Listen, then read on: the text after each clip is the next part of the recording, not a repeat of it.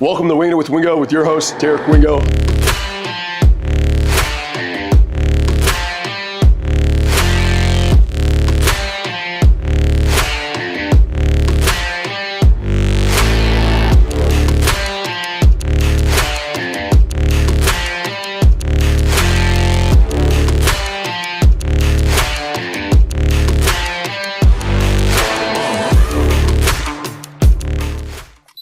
Welcome to Winging It with Wingo with your host, Derek Wingo. Super excited today with two-time national championship, two-time Super Bowl champion, president of Rosenhaus Sports, Robert Bailey. Appreciate you taking the time today to chop it up with me. Appreciate you, Wingo. It's always good to, get on this podcast with you. You've been doing this for a while. You've been doing a wonderful job. Started out at Florida and now you're working for Rosenhaus Sports. I'm excited to be on your podcast. Yeah. It's going to be a good time. Yeah, we can jump right into it. Kind of want to throw it back a little bit, right? All the way back to your time at Miami, right? Two national championships. You played with some of the best. Mm-hmm. Talk to me about kind of what that was like, those experiences, and just being able to, you barely lost the game there. Right. And going through all that, what was that time for you? That was amazing. The funny thing is, when I was in high school, I didn't watch one down of college football. I had no clue that University of Miami was as good as they were. Mm-hmm. I was a football player and a high school student 100%. I didn't look into anything outside of my community. I didn't watch TV of college football. I barely watched pro football. So the only reason I went to University of Miami was to be close to my mom and be close to my girlfriend. I didn't like the weather when I went out of state to look at Indiana, Michigan, all these other places I visited. I didn't care about anything that they had on campus. All I cared about was the weather, and it was just too cold. And I said, you know what? I'm going to University of Miami because I'm close to home, I'm close to my mom, close to my family. And I get to this school, and and they're the best era. I find out, they're the best, right? They're one of the best. I'm not gonna say they're the best. They're one of the best. But what happened was I didn't know many of the names that everybody else knew that were on the team. So in practice, I would be practicing against some of people these guys that I wasn't intimidated about because I didn't know who they were. So I was hitting everybody. I wasn't scared to cover anybody. I thought I just came off the Florida-Georgia game. I was in the Florida-Georgia All-Star game. I felt like I was the best player at University of Miami as a freshman. It helped me because I became one of only two freshmen under Jimmy Johnson that he allowed to play as freshmen. Wow. And so not knowing the history of the school, not knowing the players at the school, gave me a lot of confidence to go out there and do the things I did. Man, that's just amazing. And then just, obviously what you were able to do there, and then fast forwarding right to the NFL. We always talk about it. I actually just looked it up and watched the video. Your NFL record, right? The longest punt return in the NFL. Kind of talk to me about what that was like. I got to watch it. It was almost like nobody was even paying attention at first. They were switching up, and you just realized and was smart, knew the game, right, and took that thing all the way back. What was that kind of like? Well, when you get to the NFL, everybody's good, Wingo. Everybody's good, man. I used to say to myself, I'm just as quick as this guy. I'm just as fast as this guy. What would separate me from this guy if we're almost the same? How can I separate myself? So I really started to get into the cerebral part of the game, all the rules. Where could I get my edge? Like standing 1 foot in, 1 foot out, and touching a punt. Right? All these counts the ball out of the bounce. But a lot of people don't know that. The rules change each year. Right. If you jump in the air and grab the ball and land out of bounds on a kickoff, all these different things, you can force them to either re-kick or you get the ball closer. All these different things. So I looked up the rule book every single week I would look for different things. Yep. And back then, I knew that as long as the ball is still moving in the end zone, it's live. It's live. Today, that rule is different now. That rule touches different. the end zone. As soon as the ball crosses the line, they blow it. The ball could be bounced, it could be they blow the whistle, it's dead. Back then, if the ball was moving, it was alive. So the ball went, I was the short returner, and we had a deep returner because they were kicking the ball into our side of the field from around the 50, 45, right? Yep. So sometimes the coach would put me as a short returner to catch the short balls so our guy in the back didn't have to run up.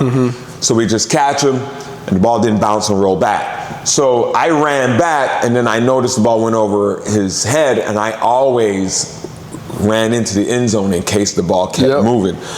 But I had in my head, I knew I cannot do this if it's the first quarter or second quarter, because if they tackle me coming out, you're never going to be a returner again. I may not get a flight back home. So I always said to myself, I will only do it if we are losing the game and it's around the third to fourth quarter of the game, right? We need something to happen. So I ran back there, and I think what really happened was the ball bounced and then bounced towards the back of the end zone. And by that time, guys are thinking it's going out. And then I saw it hit and bounce back in. It didn't go out, but it bounced back towards the end zone line. And that was your opportunity. And I said, hey, I'm gonna pick this ball up. And it was on my side of the field. They're walking away. So I said, I'm gonna go for it. And I went for it. My coach always told me, if you do pick it up, just make sure your ass gets past the 20. Because that's normally where you would go. So I picked it up, and man, it was a clear view, and I ran it all the way back, and they told me as soon as I got to the bench, within 2 or 3 minutes, they told me it was an NFL record. And then later on that year, I won an ESPY for one of the smartest plays in the NFL at the time. And, you know, who knew it, man? I've been out of football now 36 years, and that record still stands, and it will stand forever. It will stand forever as long as they don't change the rules. So I'm pretty proud of that, and that was a part of how I ended up playing 11 years in the NFL.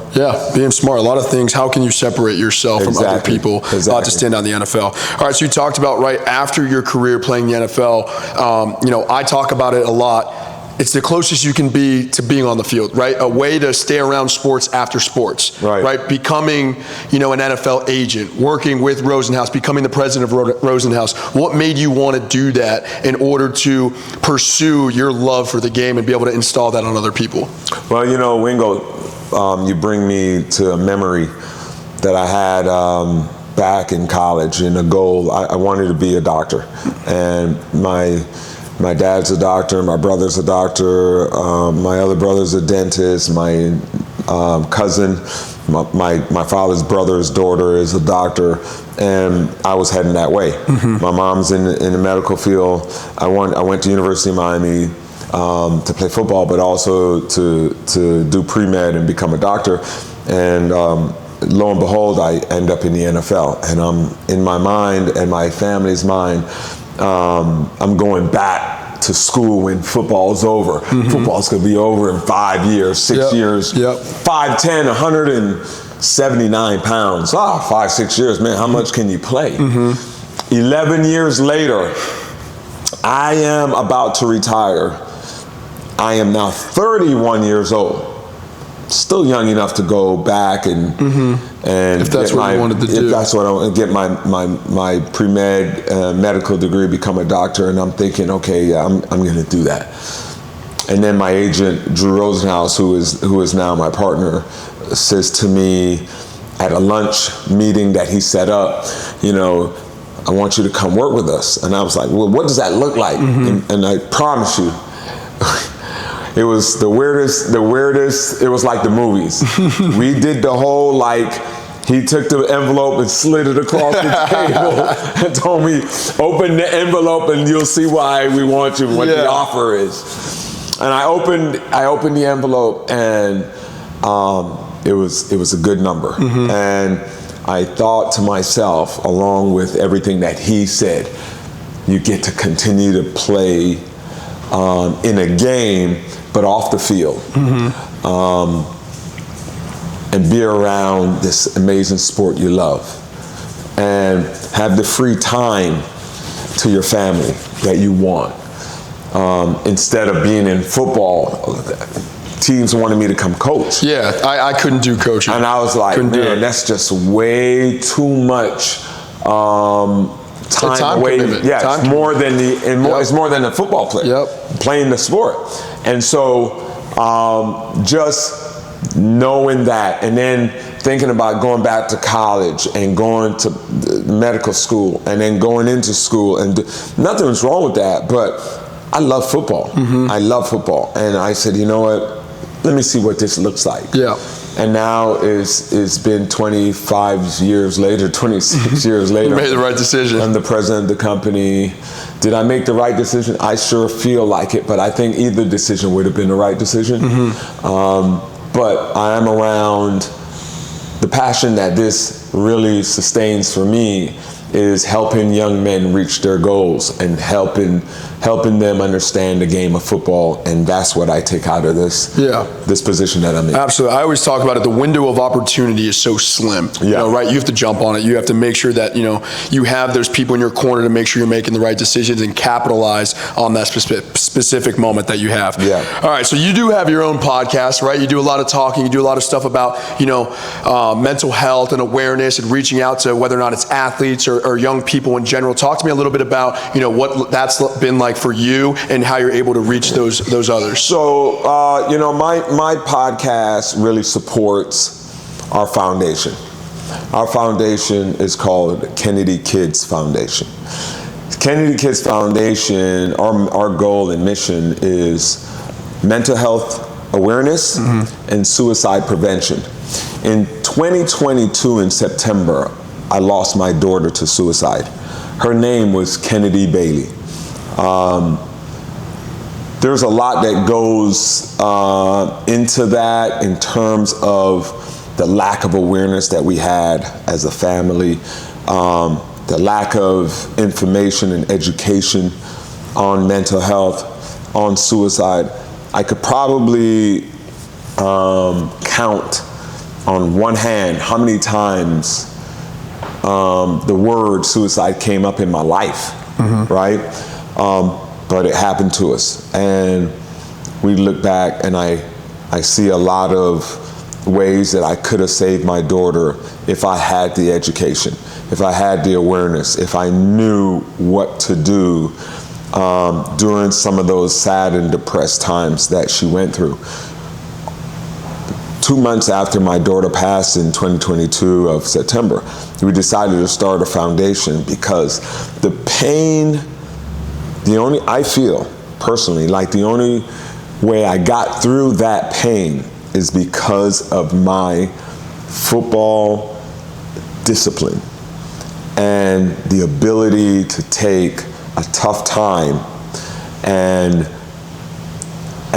get through it and be tough about it, understand it. I felt like I was coached or programmed to handle tough times because football is a bunch of tough times. But I thought about a lot of other families, the millions of other families out there that have lost a loved one to suicide that did not play football, that did not have the discipline to handle that tough time and didn't have anything to fall back on. And I said, man, we gotta help these families that are going through this. And we gotta help families that have children or young boys and girls that are thinking about it. We gotta help them so that they don't even join this suicide club. And so we started a foundation, and we partnered with Nicholas Children's Hospital. We do programs with them. We help We help a lot of young kids and teens through tough times. We're expanding our programs with them. We have we also have programs with Brave and Discovery. They're platforms that have psychologists and psychiatrists to help kids with their mental health, therapy. And so we're just doing a lot in the community. We do a lot of events that raise money for funds to fund all these programs and initiatives that we do have. The podcast is about awareness. It's about bringing celebrities onto the show and talking about their personal relationship with mental health that they had growing up, whether it's their sport or their entertainment or whatever they're doing. Because the one thing that is misunderstood out there is that somehow celebrities don't go through tough times. And that's not true. That they have this amazing life and they're making millions of dollars and they don't have depression or mental health issues. So we interview a lot of celebrities and they tell us about what they've been through, and they also tell us about the tools that they use to get through it. And it's to let the public know that they're not alone. And that is the main purpose of the podcast and our foundation. Yeah, and I always say a lot, perception is not always reality, right? What you see on social media, what you see is not always, you don't always know what someone else's story is, right? You don't always know what's going on behind the scenes or in their life. That's why I always say you have to treat others the way you'd want to be treated. 100%. You have to understand that, you don't know what they're going through. And, podcasts and social media is a good way now to be able to reach the younger generation, reach those people, to allow them to, have an open mind to, understand that, there are going to be tough times. There are going to be obstacles. There are going to be so many things that you go through in life that you didn't plan. There's going to be ups and downs, but how can you mentally have the right mindset in order to wake up every day with a purpose, wake up every day with a goal in mind, and know that you're surrounded by people that love you and appreciate you, 100%. To be able to continue that. 100%, man. It's a necessary, job, duty for not only me but the entire community. The night before my daughter passed, she saw her pediatrician. She saw the doctor, and the pediatrician didn't even know really what to do with my daughter. She went to see the pediatrician because she had a cold, but she recognized that my daughter was having a tough time because my daughter had some cuts on her arm and her leg, self-harming, and we, right there in the doctor's office, realized that my daughter was at risk. But instead of having the right information on hand to give me, the pediatrician didn't even know what to do. They sent us home with a bottle of cold pills, and ultimately that's the pills my daughter used to take her life. So, the awareness just isn't with the general public.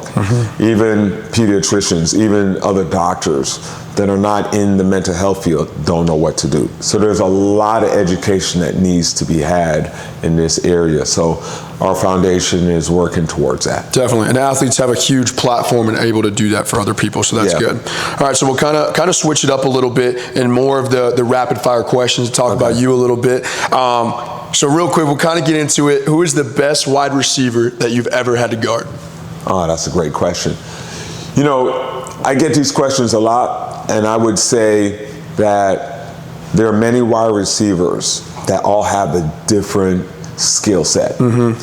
For one, slot receivers, the higher receivers, right. Everybody did different things. Right. Just because you are a great 9-route runner doesn't mean you can run a lot of the short or intermediate routes. Right. I think Randy Moss is the best 9-route runner the game has ever seen, that I've ever covered. So when it comes to the 9 route, when it comes to the deep ball, I feel like if Randy Moss, if the team sit to a corner, we're gonna throw 3 deep routes on you. Randy Moss is gonna catch 1 of 3 every single time. That's how fast and how tall he was, long arms. He's gonna out-jump a 5'10", 178-pound corner every time, right? Yep. So it's just about the ball being in the right position. It doesn't matter where I am. He will catch one out of every 3 balls. So he, by far, is my number 1 deep ball receiver. Everything else, there's an array of guys that fall under all the other things, but Randy Moss, I would give him the nod right now as my number 1. And that's why he's one of the greatest receivers of all time. Exactly. So, all right, the funniest guy or most comical guy you ever thought you had in the locker room? That's the easy one. Yep. That's easy. Terry Crews. Terry Crews, who is now the host of AGT, America's Got Talent. Yep. Who did White Chicks and was one of the funniest guys. Still to this day. In our locker room. He wasn't a hell of a football player, but he was a hell of a comedian. Yep. In the locker room, me and him laughed the whole time. Yep. He made he's a light of a lot of tough situations, but he was a good person, great personality, great character, and fortunately for him, he got drafted to the Rams, and when his career ended up staying in LA and working his way in that entertainment business. It was the perfect location to go to. Yep. He could have went anywhere else in the country. We wouldn't know who Terry Crews is in terms of celebrity, in terms of TV, movies. Yep. They put him in that community, and right away he knew that was what he wanted to do. And so when football was over, he was there. He just went into that path that was already there, and he was the funniest guy, but also one of my favorite guys and one of my closest friends. I love the guy. He's always supported everything we've done at Kennedy Kids. He's always been there. He's done our podcast. He's an amazing person and friend, and I wish more people would get to know him. But if you really watch him on AGT and you really pay attention, you see a genuine guy. Yeah, he's so into it and so caring for every single person that comes through there. His body movement. He's like, hyping everybody. Hyping it. Yeah, that is truly him. All right, so second to last question. We got him right here behind us. You got to tell me which Super Bowl was your favorite. Wow, that is a great question. I would say the Baltimore Ravens Super Bowl, even though both of them were great. I just had a bigger impact on the game. Yep. I had a bigger role with some the animals Ravens on that team too. Yeah. So I was the nickelback for the Cowboys. I was also the nickelback for the Ravens.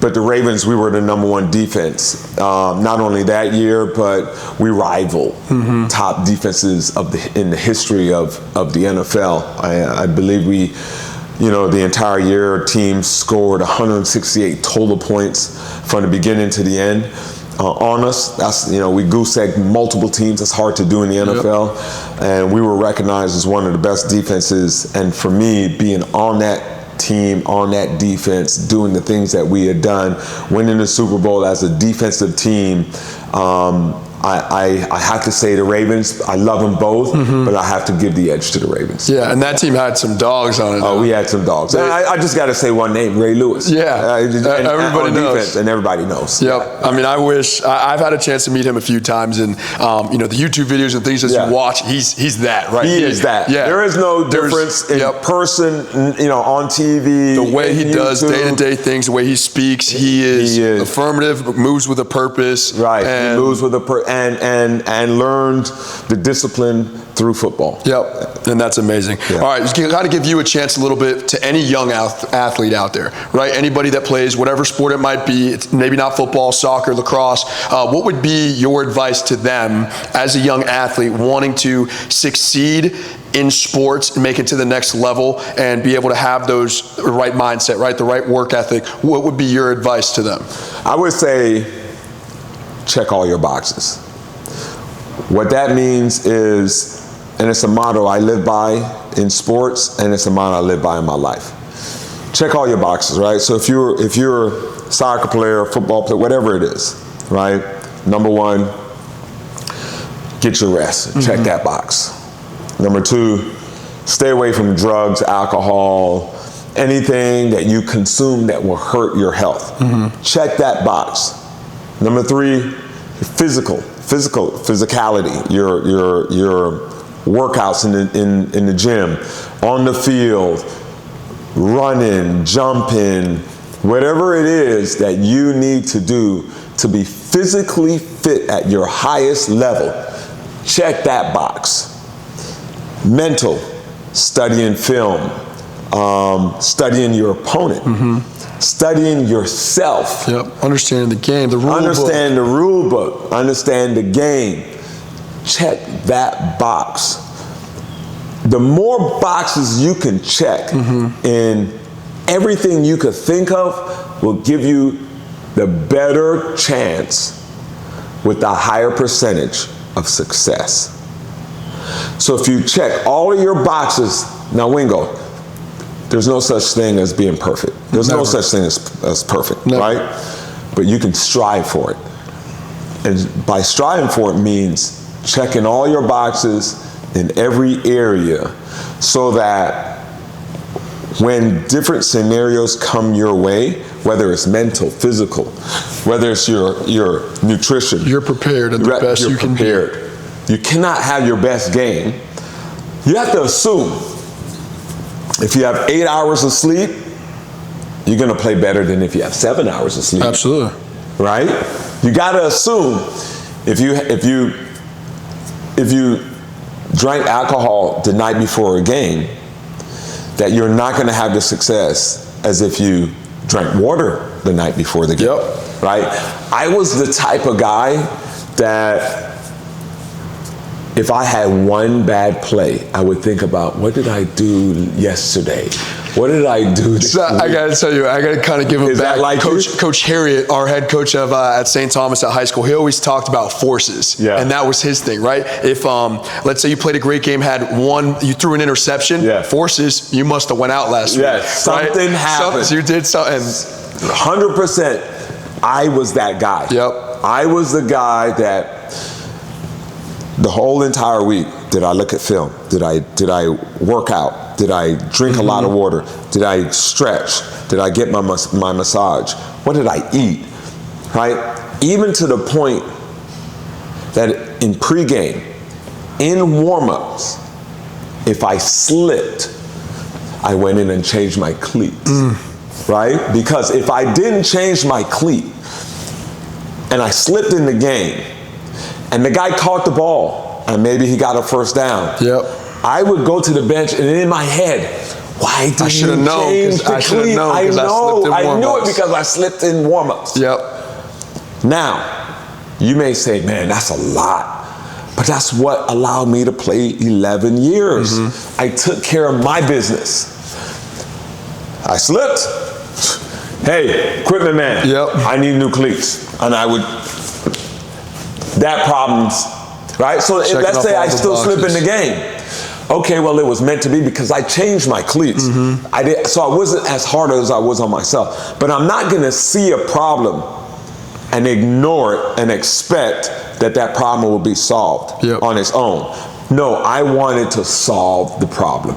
So anything that I noticed, I checked the box. I went and changed. If I dropped the ball, I changed my gloves or I put on gloves.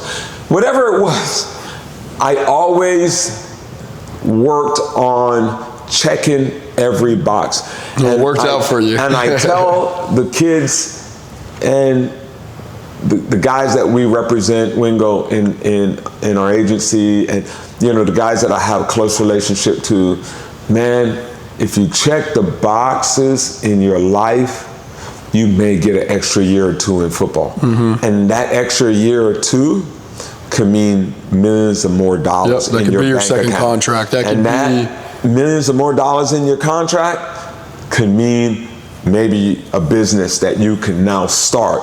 And maybe now from that business that you can now start, you have financial sustainability for the rest of your life. Rest of your life. The rest of your life. That is all about checking the boxes, Wingo. Yep. That's it.